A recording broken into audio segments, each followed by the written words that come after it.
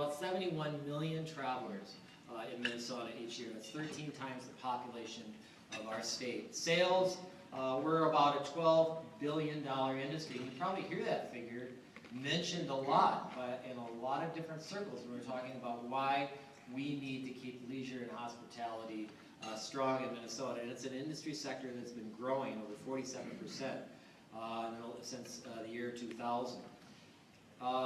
Sales tax, $769 million in sales tax from leisure and hospitality. That's 17% of all the sales tax in Minnesota, and that too is growing as well. Jobs, 240,000 jobs, 11% of all the private sector employment in Minnesota.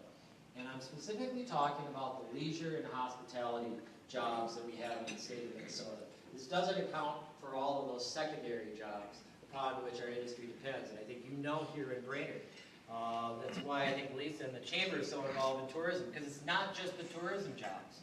It's all those other jobs, from the car dealerships, from the insurance companies, from the law firms.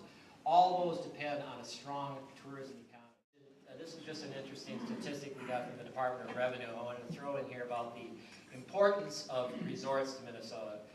Because we don't have the same number of resorts that we used to. In fact, it's way down. 854 resorts according to the last census. But sales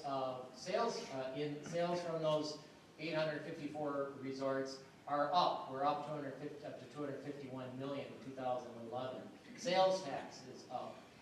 Growth is up 2 years. And it's important for this region because when you talk about those resorts, the highest concentration of resorts are found in this region of the state, so that you're a really strong contributor to our tourism economy.